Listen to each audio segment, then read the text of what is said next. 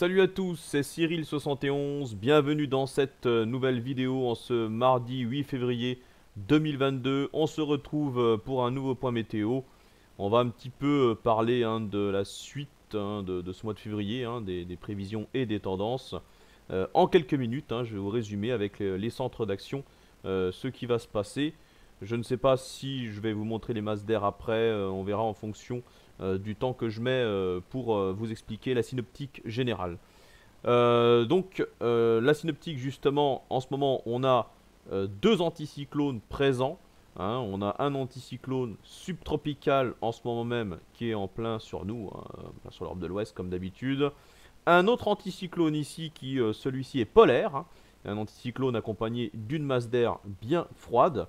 Et puis les systèmes dépressionnaires qui eux se baladent comme d'habitude entre le Groenland, l'Islande et l'Europe scandinave. Avec toujours ces descentes polaires en direction de l'est de la Méditerranée. Alors l'évolution pour les prochains jours. On va regarder tout ça puisque ça ne va pas rester bloqué. On a quand même pas mal de mouvements. Vous voyez bien ici. Pour la deuxième partie de semaine, l'anticyclone subtropical va totalement s'effondrer en direction de l'Italie. Et l'anticyclone polaire, lui, va se diriger vers nous. Et c'est lui qui va donc nous ramener une atmosphère beaucoup plus froide pour la fin de semaine. Avec, entre les deux, entre la douceur présente jusqu'à jeudi après-midi et donc la masse d'air polaire qui arrive vendredi, on pourrait avoir un front qui pourrait se développer au contact des deux masses d'air. Et ce front sera essentiellement pluvieux, mais il pourrait être neigeux par moment, notamment quand l'air froid arrivera à l'arrière du front. Alors oui, malheureusement, l'air froid arrive surtout à l'arrière du front, mais il est possible que cette masse d'air polaire arrive un tout petit peu plus vite, et ça pourrait donner quelques chutes de neige. Personne n'en parle, et pourtant c'est ce que j'ai vu sur les modèles. Des chutes de neige sont possibles quasiment jusqu'en plaine, entre le nord-est et le centre-est, voire même le massif central. Donc, ça pourrait être certes éphémère, ça va être très rapide, ça va être un passage très rapide, mais on pourrait quand même observer quelques chutes de neige. Donc ça sera dans la nuit de jeudi à vendredi et vendredi matin.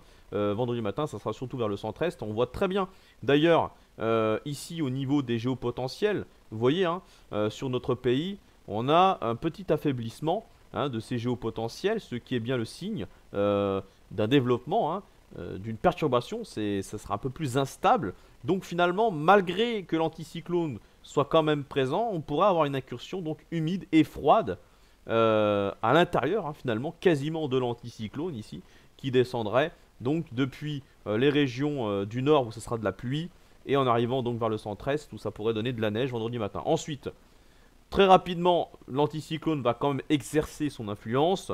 Donc dans la journée de vendredi, ça va s'assécher partout, mais on constate quand même ici sur l'est une sorte de petite goutte froide finalement, qui est bien le signe de cette humidité qui va se résorber du côté des Alpes du Nord et ailleurs. Donc je vous l'ai dit, il y a l'anticyclone qui sera présent, mais vous voyez, c'est un anticyclone qui est quand même assez fragile. C'est pas un gros patator comme on a connu jusqu'à maintenant. C'est juste une dorsale, rien de plus. Malgré que ce soit un anticyclone à 1035, vous voyez, au niveau des géopotentiels, on peut constater sa faiblesse. Et du côté des Açores, là au contraire, les géopotentiels sont élevés, ce qui veut dire que l'anticyclone va se concentrer essentiellement sur cette partie-là. Donc il retrouverait ces coins, finalement les Açores, et ce qui va permettre au flux océanique de reprendre au-dessus ici, sur l'Atlantique Nord. Là, dès vendredi, on voit bien ici des dépressions, certes qui sont faibles, mais qui prennent bien la direction de l'Europe de l'Ouest. Et ces dépressions vont justement déplacer l'anticyclone, cet anticyclone-là, donc pour la fin de semaine, anticyclone polaire, vous voyez, qui très rapidement se déplace en direction de l'Europe centrale, et les dépressions atlantiques qui continuent à progresser dans notre direction. On voit très bien d'ailleurs ce large système dépressionnaire depuis l'Atlantique jusqu'à la Scandinavie en descendant vers la Russie. Donc on voit très bien ici.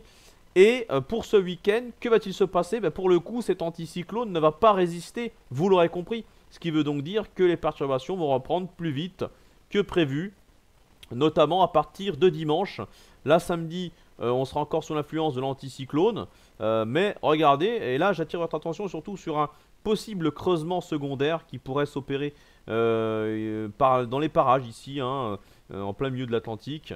Donc peut-être une dépression secondaire, hein, que les modèles ont du mal à voir et qui pourrait donner, je dis bien pourrait, hein, c'est pas sûr, mais en tout cas un coup de vent, hein, un coup de vent ou une perturbation assez active en fin de week-end, hein, vous voyez, on voit la dépression ici. Donc pour l'instant, elle n'est pas encore vraiment visible, elle n'est pas encore très creuse, mais elle pourrait, d'après moi, se creuser un peu plus, hein. Voilà, donc on revient en tout cas à un possible passage dépressionnaire intéressant entre dimanche et lundi. D'ailleurs, justement, c'est là que on peut parler de la suite, hein, pour la semaine prochaine. On voit que derrière cette dépression de dimanche, on a de nouveau une dorsale anticyclonique qui s'élève sur l'Atlantique et qui va nous faire basculer dans un flux de nord-ouest, donc de nouveau un refroidissement, qui n'était pas prévu, hein, d'ailleurs il y a à peine quelques heures. Nouveau refroidissement, parce que cette dorsale n'était pas encore prévue.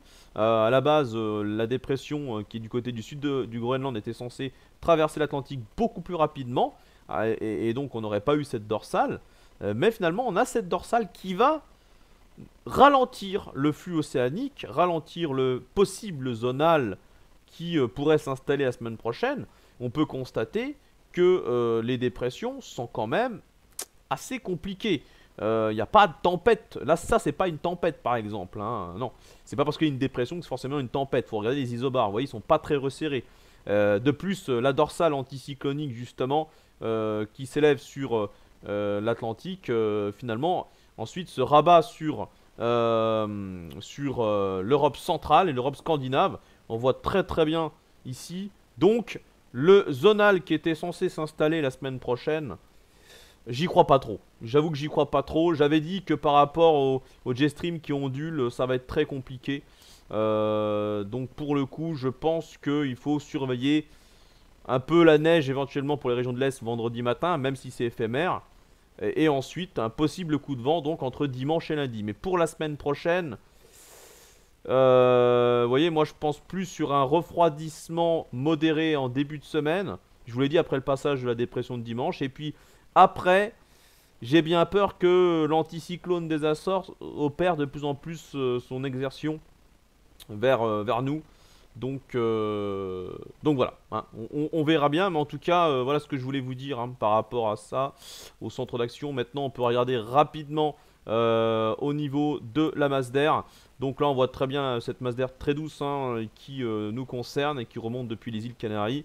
Et puis le refroidissement, hein, pour la fin de semaine, vous voyez, pour vendredi, hein, un refroidissement plus marqué comme d'habitude pour le nord et le nord-est, hein, ainsi que l'est, hein, voilà, ici. Et puis très rapidement, avec les dépressions, vous avez vu, hein, qui arrivent de l'Atlantique, hein, et l'anticyclone qui se déplace, on a une masse d'air de nouveau plus douce, hein, pour le week-end. Avant, un autre refroidissement pour la semaine prochaine, vous voyez ici, hein, c'est la raison pour laquelle j'y crois pas trop au zonal, parce que pour qu'il y ait un zonal, les masses d'air normalement ne seraient pas affichées comme ça, hein. Voilà, on voit très bien là que ce n'est pas vraiment une masse d'air pour un zonal, hein, voilà. Et le jet stream de toute façon définit bien les choses. On a un jet stream qui encore une fois sera très ondulé, voilà, donc vous voyez, hein, c'est beaucoup d'ondulation, également très épais, hein, ici, hein, donc je n'y crois pas trop pour l'instant. J'ai du mal à y croire qu'on aura un zonal avec des tempêtes à répétition. C'est ce que disaient les dernières actualisations, mais je n'y croyais pas trop. Et ce soir, finalement, on voit bien que ça commence à encore changer et que c'est quand même beaucoup moins tempétueux que les derniers runs. Voilà donc pour ce point météo. Merci de l'avoir suivi. On se retrouve dans les prochains jours pour suivre cette évolution. Je vous souhaite une bonne soirée. Ciao.